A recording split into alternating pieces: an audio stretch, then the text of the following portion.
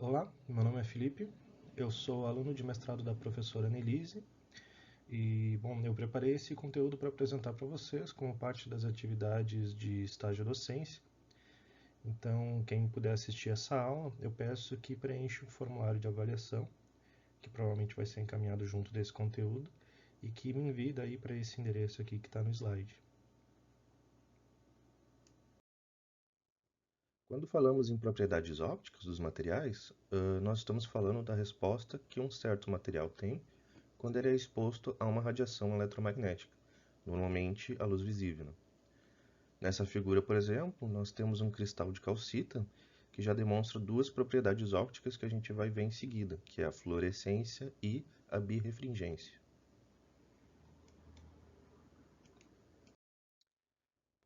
Vamos começar então falando sobre os conceitos básicos. A radiação eletromagnética ela pode ser descrita de duas formas. Classicamente, ela é descrita de natureza ondulatória, ou seja, ela é uma onda e ela possui uma componente elétrica e uma componente magnética. Essas componentes são perpendiculares entre si e a direção de propagação dessa onda. A velocidade de propagação da onda eletromagnética ela vai então depender da permissividade elétrica, epsilon, e a permeabilidade magnética, μ, do meio. Se a gente então estiver falando do vácuo, a velocidade que essa onda percorre é a velocidade da luz. E a partir da velocidade de comprimento da onda, lambda, podemos então descrever a frequência em hertz dessa onda.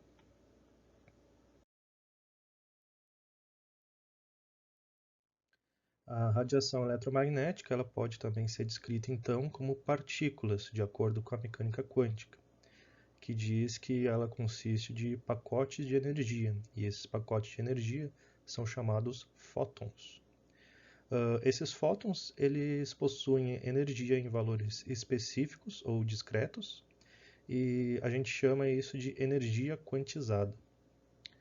A energia de cada fóton então vai ser determinada pela frequência de oscilação da radiação, segundo essa equação, E igual a H vezes a frequência, e H sendo então a constante de Planck, 6,63, vezes 10 na menos 34 joules segundos. Quando a gente descreve fenômenos de interação entre a radiação e a matéria, normalmente a gente trata então da luz como fótons, principalmente quando a gente fala de interações a nível atômico. Mas a gente também pode tratar a radiação eletromagnética como onda, dependendo do caso. Né? Essa possibilidade de descrever certos comportamentos tanto como onda ou como partícula faz parte da dualidade onda-partícula ou matéria-energia, que é uma propriedade básica da mecânica quântica para entes físicos subatômicos. Quando a gente fala de óptica e propriedades ópticas, a primeira coisa que vem em mente, então, é a interação da luz visível com os materiais. Mas a radiação eletromagnética não é apenas a luz visível, né? A gente tem ondas de rádio, micro-ondas, raios X, os raios gamas, enfim. A luz visível, na verdade, ela é só uma pequena parcela de todo o espectro de radiação eletromagnética. Aqui nessa figura, por exemplo, a gente vê que tem as ondas de rádio, que podem chegar até mais de 1 quilômetro, e ondas muito pequenas, como os raios gama, que pode chegar até muito menores que o nanômetro, quase na ordem do femtômetro. Aqui nesse gráfico aqui também inclui as frequências em hertz e os níveis de energia do fóton em eletronvolts para cada tipo de radiação. E para visualizar melhor daí o espectro, eu encontrei essa página interativa que tu pode arrastar o slide no espectro e daí tu pode ver, mudar o comprimento de onda e também a energia do fóton. Aqui nessas figuras a gente vê daí cada extremo do espectro visível. A gente vê que numa ponta a gente tem a região próxima do ultravioleta, em que o comprimento de onda ele é o menor e a energia do fóton é maior. E se a gente arrastar até o outro lado, que a gente tem então próximo da região do infravermelho, a gente vê que é o inverso, maior comprimento de onda e menor energia do fóton. Bom, nós vamos agora tratar sobre as interações da luz com os materiais e como que essas interações traduzem nas propriedades ópticas. Começando então com um feixe de radiação incidente. Quando esse feixe passa de um meio para o outro, como por exemplo do ar para o interior de um sólido, podem ocorrer três coisas. Parte dessa radiação ela pode ser refletida, outra parte ela pode ser absorvida e a outra parte pode ser transmitida pelo material.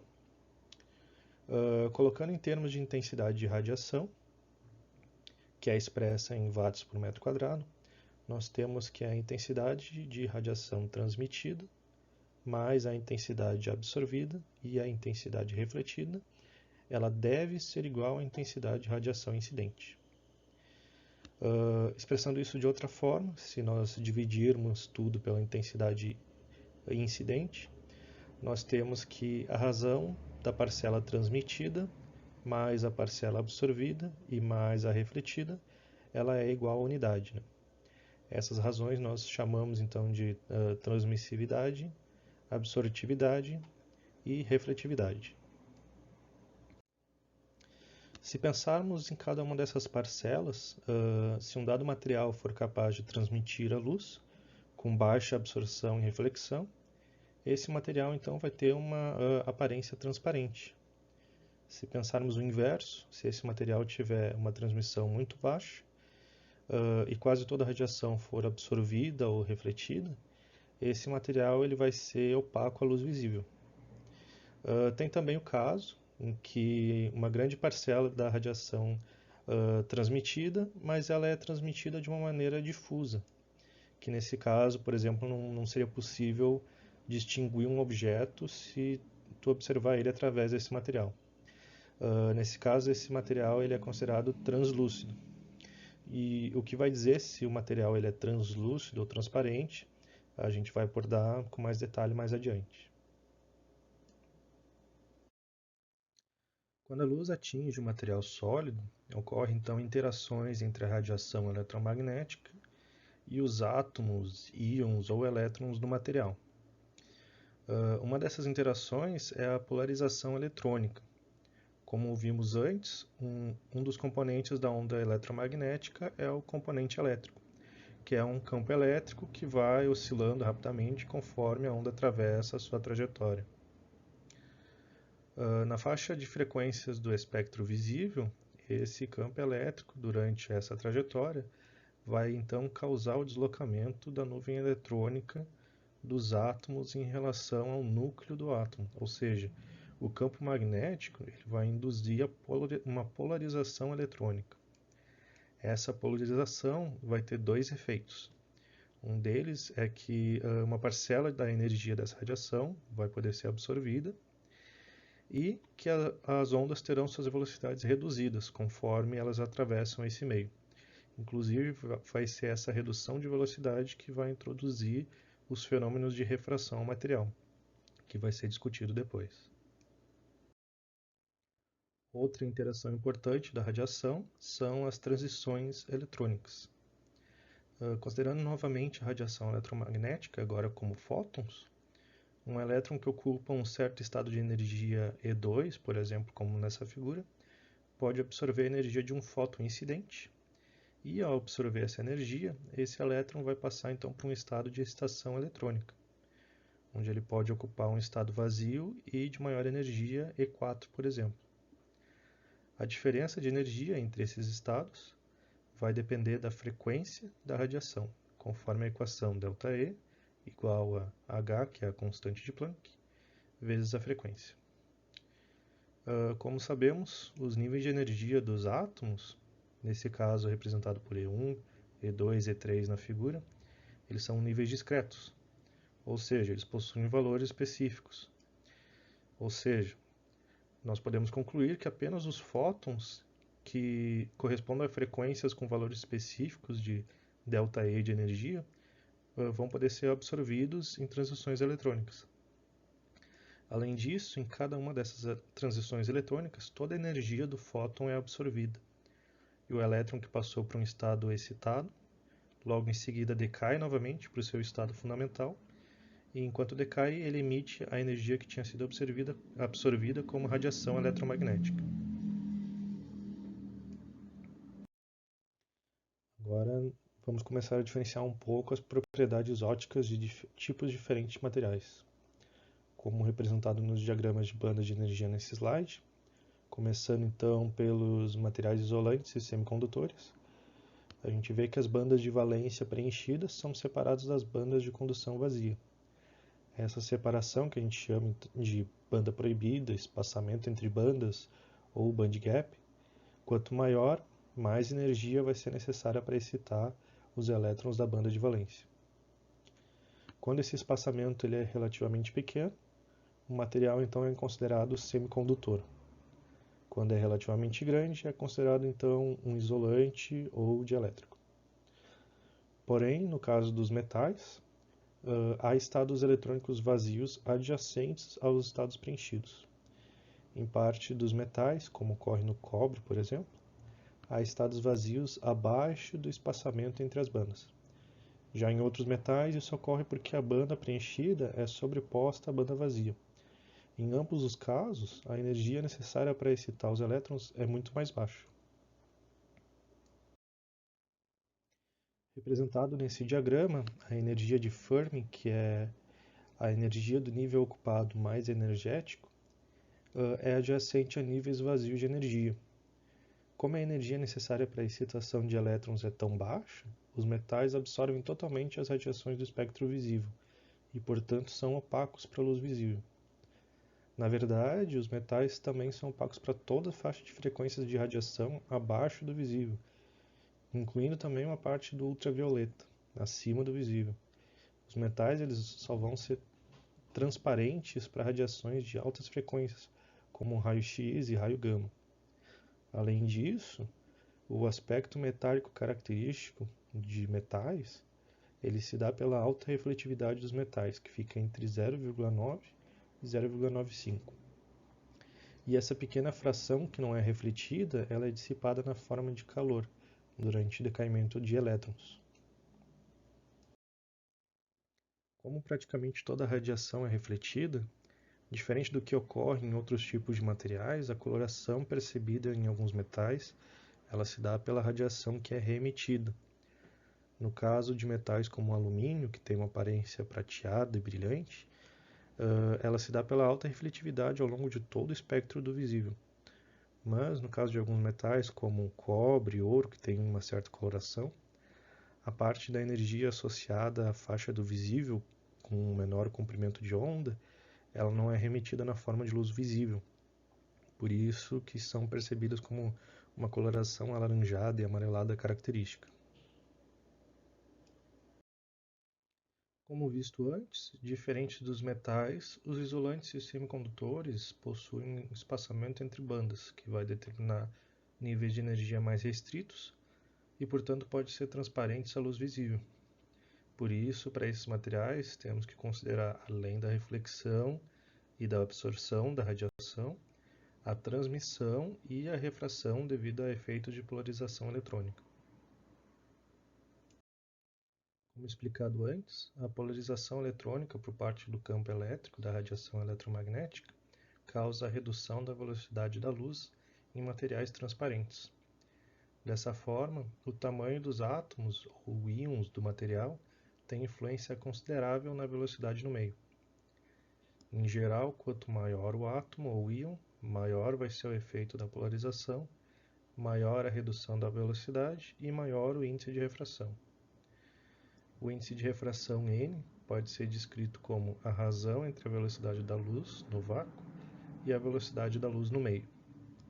Essa velocidade é inversamente proporcional à permissividade elétrica ε e à permeabilidade magnética μ.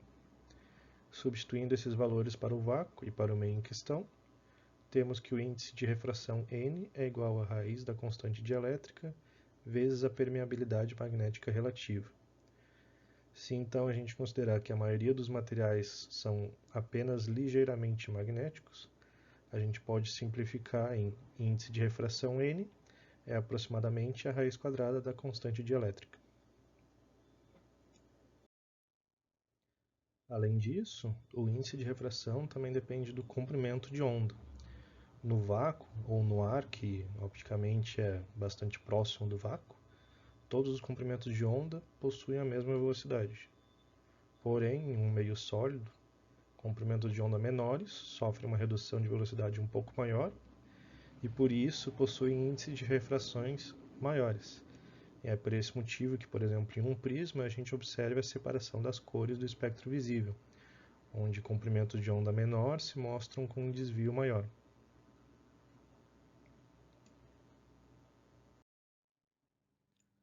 O material ele também pode apresentar um índice de refração anisotrópico, ou seja, o índice de refração ele varia em diferentes direções e não é uniforme através do material.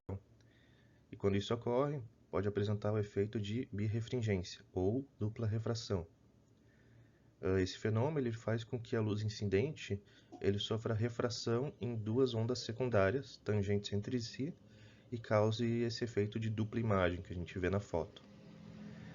Esse efeito ele pode ser observado em cristais com estruturas cristalinas não cúbicas, como a calcita, por exemplo, mas ele também pode ser observado em materiais plásticos submetidos a estresse mecânico, como na figura à direita.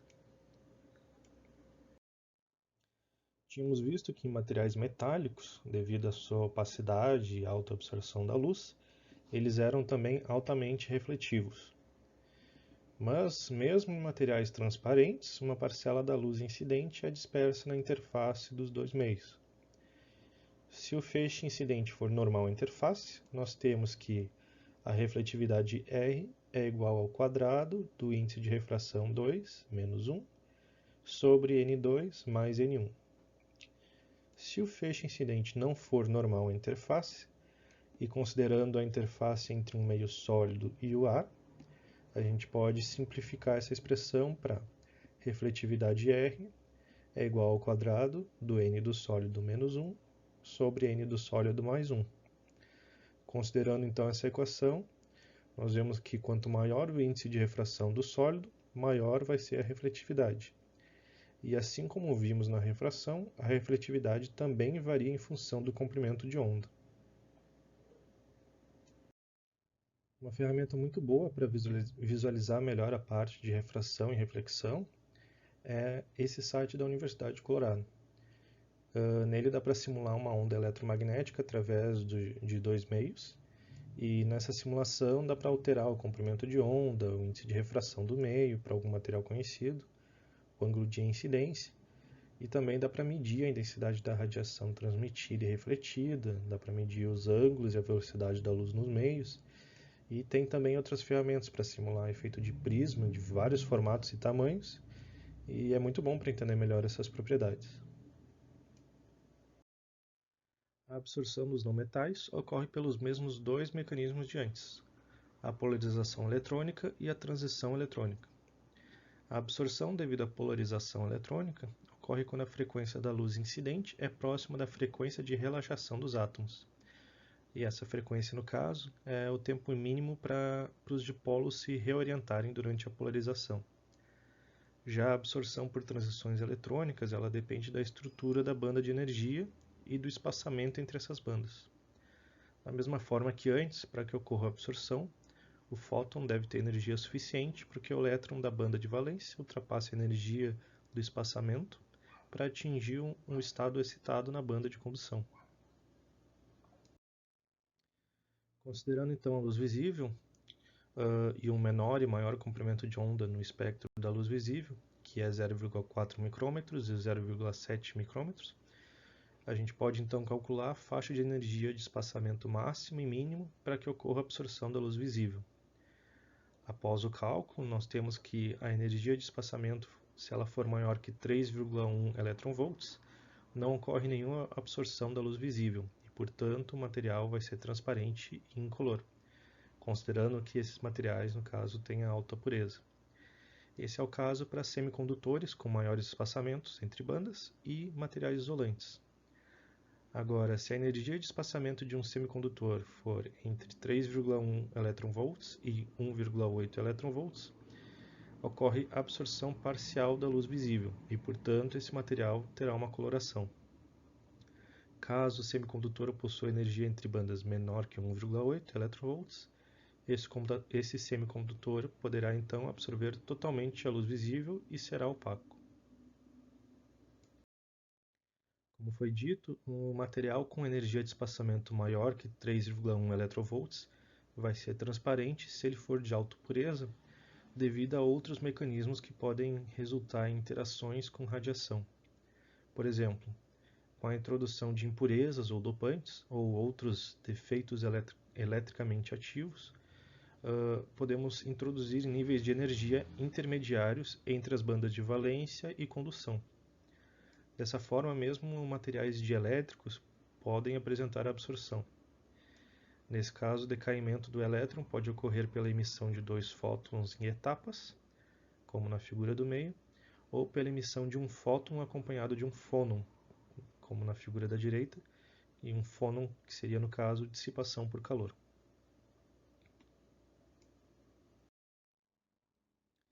Além dos dois mecanismos de absorção que nós vimos, a intensidade de radiação absorvida ela vai depender também do comprimento da trajetória no interior do meio.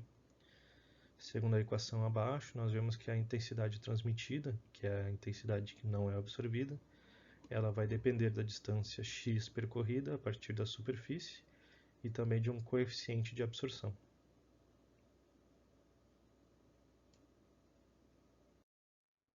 Somando agora os fenômenos de absorção e reflexão vistos e considerando uma amostra com espessura L, com o mesmo meio em ambas as interfaces, a gente pode calcular a intensidade do feixe transmitido.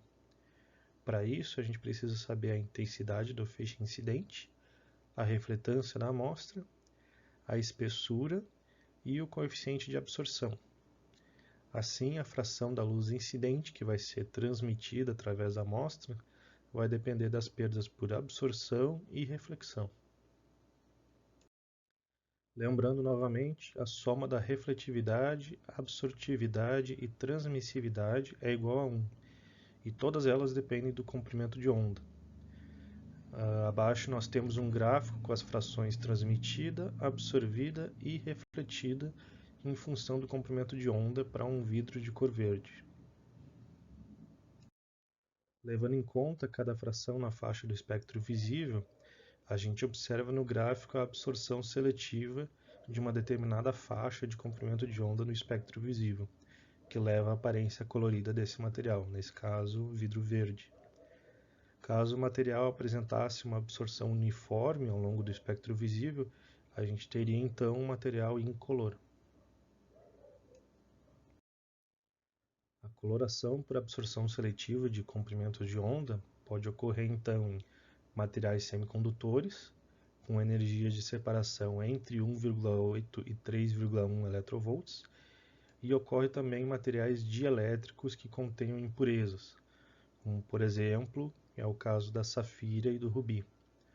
A safira é um óxido de alumínio monocristalino, isolante, que possui absorção uniforme na faixa do visível, conforme o gráfico.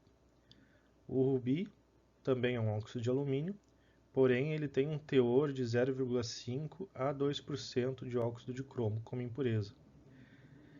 Isso faz com que alguns dos íons Al3+, sejam substituídos por íons cromo 3+, na estrutura, introduzindo níveis intermediários no largo espaçamento entre bandas. Dessa forma, o óxido de alumínio agora é capaz de absorver seletivamente parte do espectro visível, ganhando uma coloração vermelho brilhante. Além de transições eletrônicas, tem outros mecanismos que são capazes de conferir cor a um material.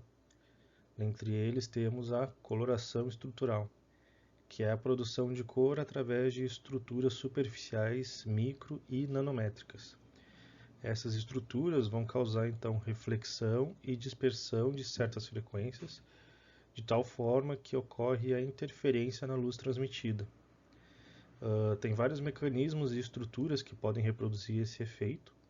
Dentre os mais simples são os de filmes finos com diferentes índices de refração, que é como mostra a figura ali na direita. Isso ocorre quando a luz que incide sobre o filme sofre reflexão parcialmente na primeira superfície e parcialmente na segunda superfície. E dessa forma, a parte da faixa de frequências que percorre distâncias diferentes, dependendo do ângulo, causa interferência entre si. E, na verdade, esse é o mecanismo pelo qual a borboleta morfo, ali da foto, apresenta essa coloração azul iridescente.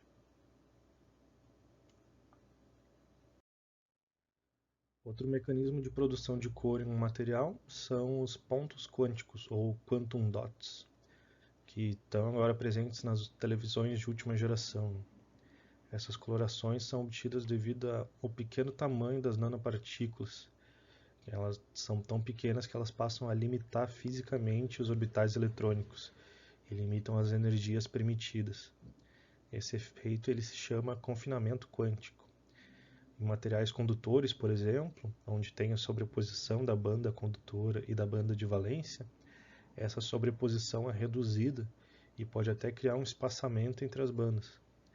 Em isolantes, onde o espaçamento já é afastado, ela fica ainda mais afastada. E em semicondutores, o espaçamento pode ser alterado em função do tamanho dessa partícula, e daí a gente pode então modular o espectro de absorção para gerar cor específica.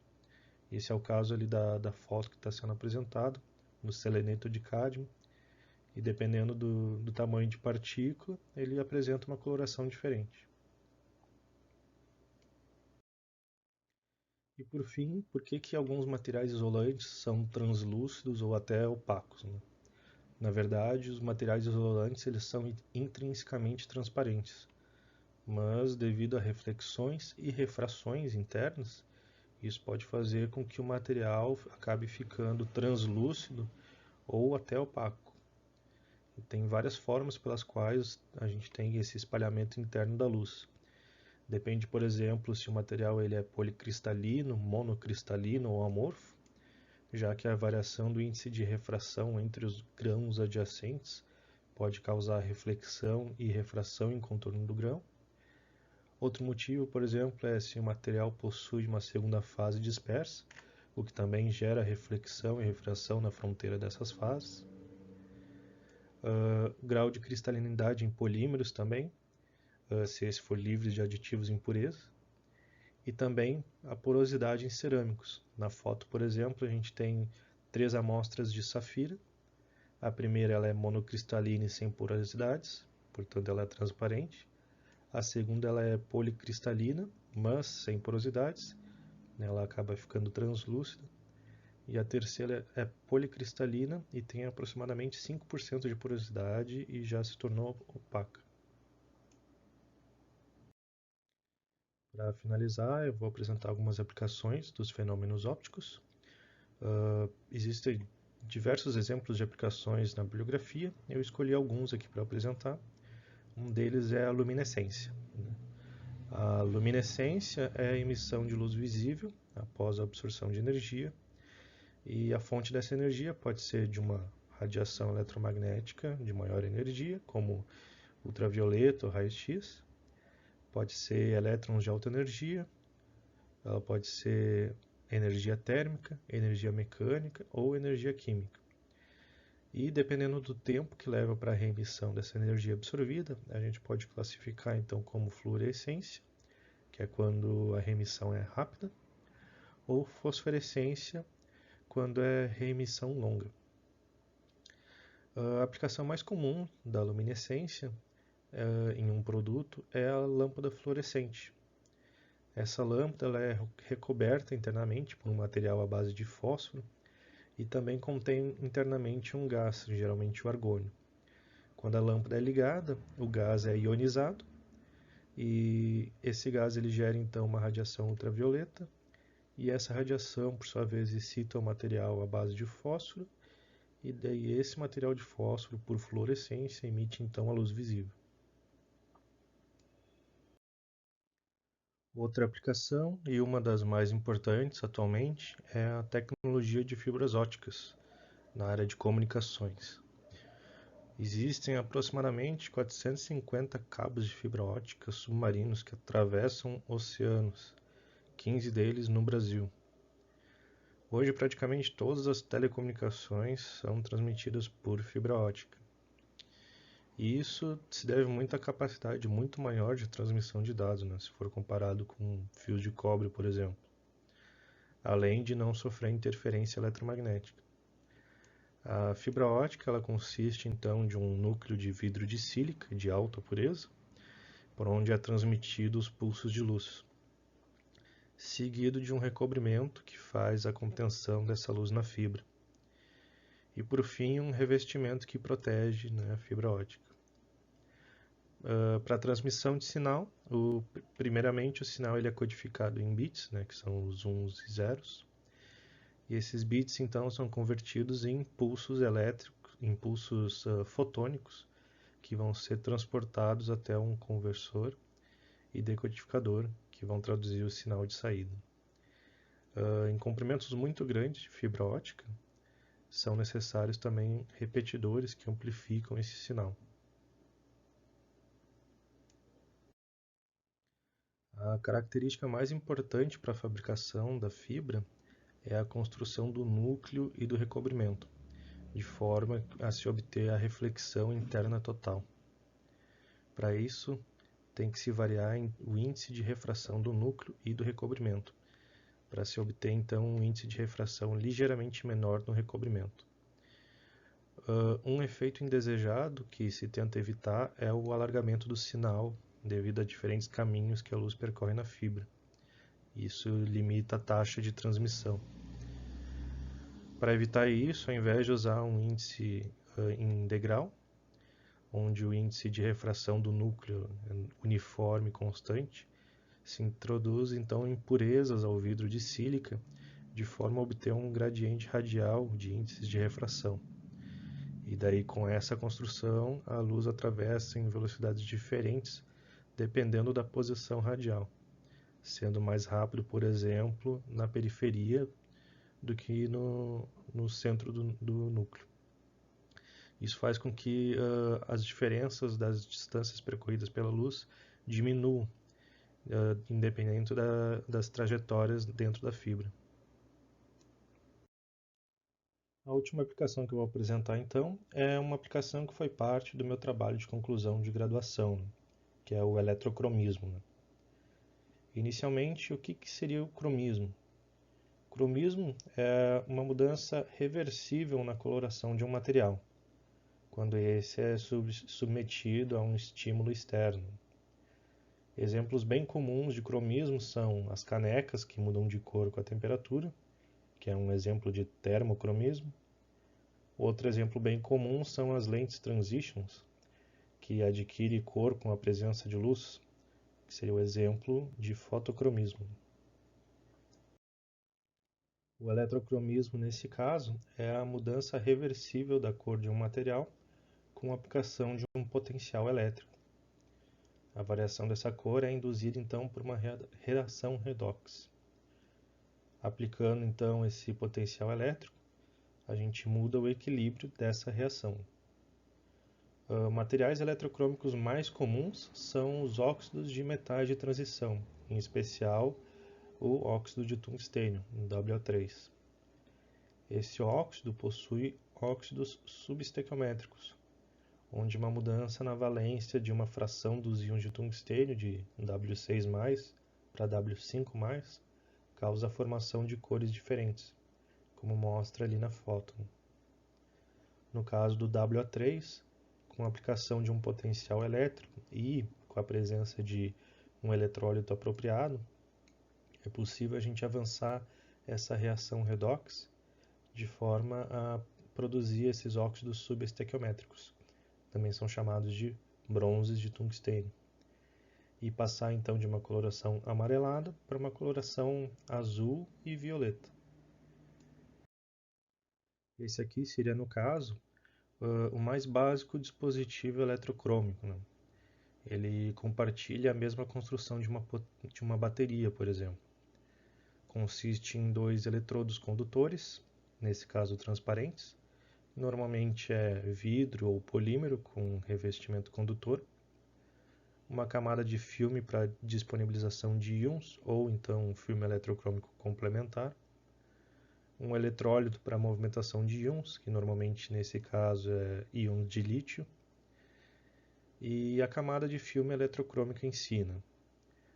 Com a aplicação do potencial elétrico, os íons migram do eletrólito para o filme eletrocrômico, alterando a valência dos íons de tungstênio e gerando coloração. Com a aplicação do potencial inverso, os íons de lítio migram do filme eletrocrômico de volta para o eletrólito, revertendo então a coloração. Algumas das aplicações dos materiais eletrocrômicos incluem então displays eletrocrômicos, espelhos antirreflexo, janelas inteligentes, e essas janelas eletrocrômicas em especial é uma das aplicações mais interessantes em termos de sustentabilidade na área de construção civil. A gente pode então modular a cor da janela e é possível daí filtrar a transmissão de luz visível e infravermelho para o interior do prédio. Isso faz com que a gente reduza o consumo de energia para a refrigeração. Inclusive, eu encontrei um site da Saint-Gobain. Eles têm uma marca de janelas eletrocrômicas, a Sage Glass, e no material promocional deles eles prometem reduzir o consumo médio de energia em 20%. Eles inclusive têm alguns vídeos no YouTube que falam sobre essa marca. Esse é o conteúdo que eu ia apresentar então. A bibliografia eu vou deixar disponível no link do Google Drive, que eu vou deixar nesse slide. Vai ter incluído a versão PDF do Callister, do Shackelford, quem precisar. Tem também o livro que a professora Annelise publicou com o Lasser, onde eu ajudei a escrever um capítulo que fala sobre materiais eletrocrômicos, para quem tiver interesse. E se alguém tiver alguma dúvida, pode entrar em contato comigo nesse e-mail. E eu peço de novo, para quem puder, preencher o formulário de avaliação e me encaminhar por e-mail. Muito obrigado.